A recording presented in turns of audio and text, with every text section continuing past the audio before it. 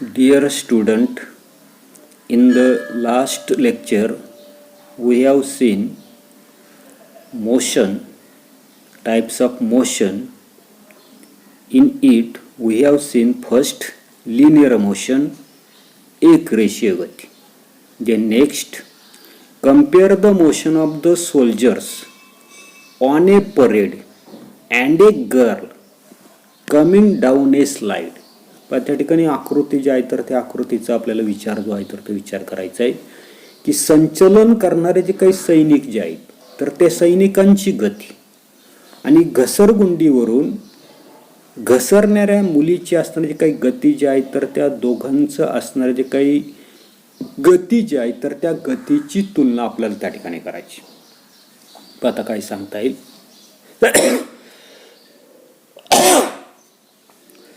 the motion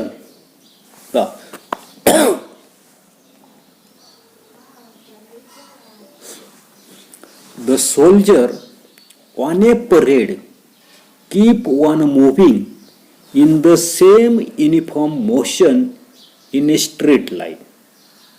काय सांगता येईल की संचलन करणाऱ्या प्रत्येक सैनिकाची असणारी जी काही गती जी आहे तर ती गती आपल्याला एकसारखी त्या ठिकाणी काय करते दिसते, आकृतीमध्ये दिसते. किंवा 15 ऑगस्ट 26 जानेवारीला लाल किल्ल्यावरून चालणाऱ्या ज्या काही सैनिकांच्या असणाऱ्या ज्या काही कवायती ज्या आहेत तर त्या कवायती तुम्ही त्या ठिकाणी पहा. त्या ठिकाणी काय लक्षात येतं दिसतंय की संचलन करणाऱ्या प्रत्येक सैनिकाची असणारी जी काही गती जी आहे तर ती गती त्या ठिकाणी एकसारखी त्या ठिकाणी असते. त्याच्यामध्ये पहा की during that period not even a slight difference is seen. त्याच्यामध्ये थोडासाही फरक जो आहे तर तो फरक आपल्याला त्या ठिकाणी दिसत नाही. However the motion of the girl coming down the slide does not appears to be uniform. तर याच्या उलट या ठिकाणी आपण लक्षात येता नसते की घसरगुंडीवरून घसरणाऱ्या ज्या काही मुली ज्या आहेत तर त्या मुलीची असणारी जी काही गती जी आहे तर ती गती मात्र एकसारखी आपल्याला त्या ठिकाणी दिसून येत नाही. The girls comes down faster and faster. मुलगी जी आहे तर ती मुलगी घसरगंडीवरून काय होत नसते आपल्याला वेगानं त्या ठिकाणी खाली येताना दिसते. The speed of her motion goes on increasing continuously. घसरगुंडीवरून खाली त्या ठिकाणी वेगानं येते कारण तिची असणारी जी काही गती जी आहे तर ती गती जसजशी त्या ठिकाणी ती खाली येईल तसतशी तिची असणारी जी काही गती जी आहे तर त्या गतीमध्ये सातत्यानं वाढ जी आहे तर ती वाढ त्या ठिकाणी होताना दिसते. पुढे the motion of marching soldier is uniform linear motion because in this motion no change is seen. आणि म्हणून या ठिकाणी सैनिकांची असणारी जी काही संचलनाची असणारी जी काही गती जी आहे तर त्या गतीलाच काय म्हटलं आपण युनिफॉर्म लिनियर मोशन म्हणजे एक समान रेषीय अशा प्रकारची किंवा रेषीय एक समान गती त्या ठिकाणी म्हटलेली आहे. का म्हटलेलं आहे कारण या गतीमध्ये कोणत्याही प्रकारचा असणारा जो काही बदल जो आहे तर तो बदल आपल्याला त्या ठिकाणी दिसून येत नाही. पुढे on the other hand the motion of the girl coming down the slide is non uniform linear motion. तर याच्या उलट आपल्या असं लक्षात येता नसते की घसरगुंडीवरून घसरणाऱ्या मुलीची असणारी जी काही गती जी आहे तर ती गती रेषीय असमान गती आहे असं आपल्याला त्या ठिकाणी दिसून येताना दिसतं. पुढे these are these are the two main types of linear motion. आणि रेषीय गतीचे या ठिकाणी दोन मुख्य प्रकार आपल्याला या ठिकाणी दिसतात. आता पहिला दिलेला या ठिकाणी की युनिफॉर्म लिनियर मोशन ज्याला आपण त्या ठिकाणी रेषीय एक समान गती कशाला म्हणतो पहा की when the object traverse by an object along a straight line in unit time is continuously the same the motion is called uniform linear motion. पहा काय सांगितलंय की when the distance traversed by an object along a straight line in unit time is continuously the same, म्हणजे एकक कालावधी. Unit time म्हणजे एकक कालावधी. एकक कालावधीमध्ये एका सरळ रेषेमध्ये जाणाऱ्या वस्तूनं पार केलेलं अंतर जेव्हा सतत त्या ठिकाणी सारखं असतं, कंटिन्युअसली काय म्हटलंय, द सेम, सतत त्या ठिकाणी सारखं असतं, the motion is called uniform linear motion. तेव्हा त्याला गतीला आपण रेषीय एकसमान गती त्या ठिकाणी म्हणताना दिसतो. याच्या उलट नॉन युनिफॉर्म लिनियर मोशन, रेषीय असमान गती, when the distance traversed by an object along a straight line in unit time keeps on changing. महत्वाचा शब्द आहे keeps on changing. The motion is called non-uniform linear motion.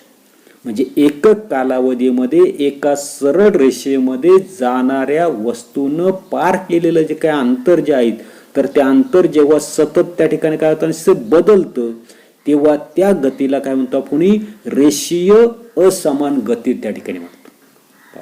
त्याच्यानंतर पुढे types of motion आपण पाहतोय. दुसरा दिलेला आपल्याला नॉन लिनियर मोशन. आता नॉन लिनियर मोशन ज्यालाच आपण त्या ठिकाणी नैक रेषीय गती जी आहे तर ती नैक रेषीय गती त्या ठिकाणी म्हणतो. पाहतो, the motion of an object that does not move in A straight line is called non linear motion. म्हणजे एका सरळ रेषेमध्ये न जाणाऱ्या वस्तूची असणारी जी काही गती जी आहे तर त्या गतीला काय म्हणणार आपण, नैक रेषीय गती. Non linear motion be of the following type. म्हणजे या गतीचे पुन्हा खाली दिलेले जे काही प्रकार जे आहेत तर ते प्रकार आपल्याला त्या ठिकाणी दिलेले. पाहतो पहिलं की what kind of movement does a swing in A park show.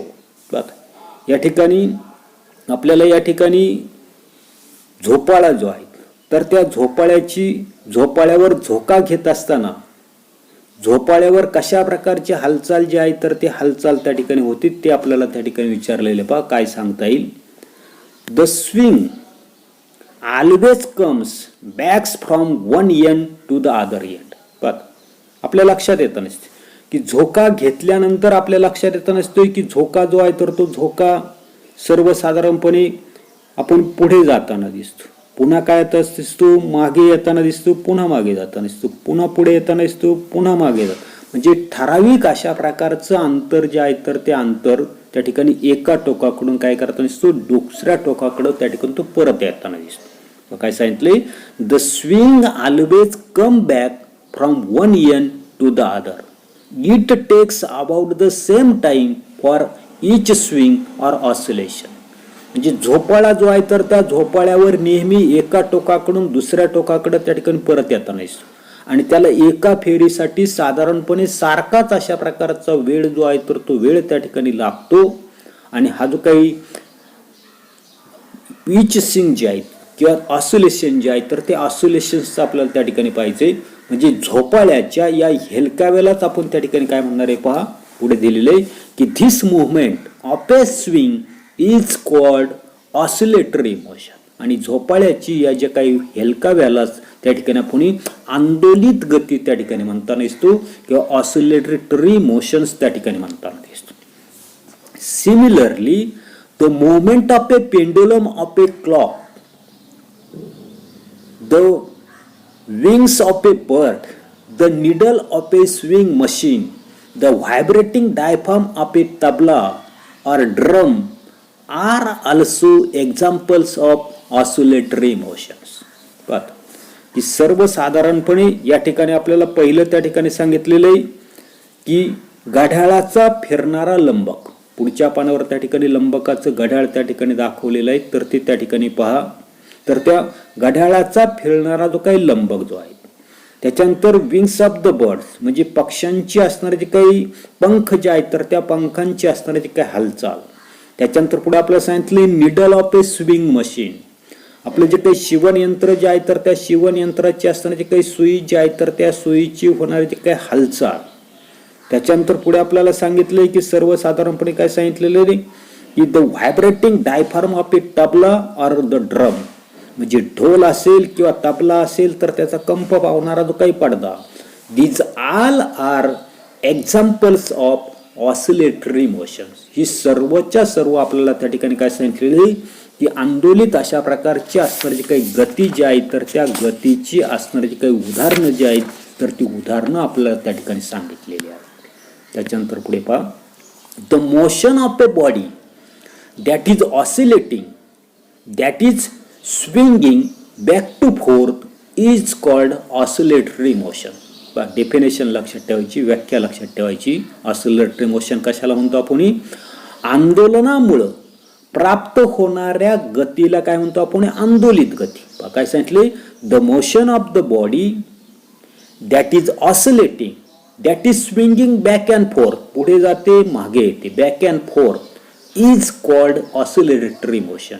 म्हणजे आंदोलनामुळं प्राप्त होणारी जी काही गती जी आहे तर त्या गतीलाच काय म्हणतो आपण त्या ठिकाणी? आंदोलित गती किंवा ऑसिलेटरी मोशन. का पुढे काय म्हटलेले की use your brain power in which musical instrument can you see oscillatory motion. म्हणजे कोणकोणती वाद्ये जी आहेत तर त्या कोणकोणत्या वाद्यामध्ये आंदोलित गतीचा अनुभव त्या ठिकाणी येता नाही. आता काय सांगता येईल? तुम्ही जर ती वाद्य जी आहे तर ती वाद्य जर त्या ठिकाणी जर पाहिली जर असेल तर आपल्या लक्षात येईल. आता काय सांगता येईल की सर्वसाधारणपणे तबला असेल, ताशा असेल, ढोल असेल, बास ड्रम असेल, ड्रम असेल, ही जी काही असणारी काही वाद्य जी आहेत तर ती वाद्य तुम्हाला त्या ठिकाणी माहिती. अशा प्रकारची असणारी काही वाद्य जी आहेत तर या वाद्यांमध्ये टॉपचा असणारा जो काही ड्रम जो आहे, मेम्ब्रेन जो आहे तर तो त्या ठिकाणी डायफ्राम असतो. आणि ज्या वेळेला हा जो काय असणारा तो काही डायफ्राम जो आहे तर तो डायफ्राम आपण बीट करतो म्हणजे त्या ठिकाणी काठीच्या साहाय्याने काय करताना दिसतो तर वाजवताना दिसतो. तर त्यावेळेला बीटिंग करतो म्हणजे वाजवतो. तर त्यावेळेला तो असणारा तो काही डायफ्राम जो आहे तर तो डायफ्रामचं ऑसिलेशन्स त्या ठिकाणी होताना दिसतो. किंवा स्ट्रिंग असेल, काहींमध्ये त्या ठिकाणी स्ट्रिंग्स असतो. मग त्या स्ट्रिंगला काय केलं आपण? सर्वसाधारणपणे त्याला ऑसिलेशन देताना दिसतो. उदाहरणार्थ सितार असेल, गिटार असेल, व्हायोलिन असेल, याच्यामध्ये काय करताना दिसतो? स्ट्रिंग जो आहे तर त्या स्ट्रिंगला काय करताना दिसतो आपण? छेडताना दिसतो. आणि त्याच्यामुळे त्याचे असणारे जे काही ऑसिलेशन जे आहे तर ते ऑसिलेशन्स त्या ठिकाणी तयार होताना दिसतात. एवढाच असणारा जो काही भाग जो आहे तर तो भाग आपण या तासाला पाहणार आहोत. पुढील तासाला पाहू. धन्यवाद.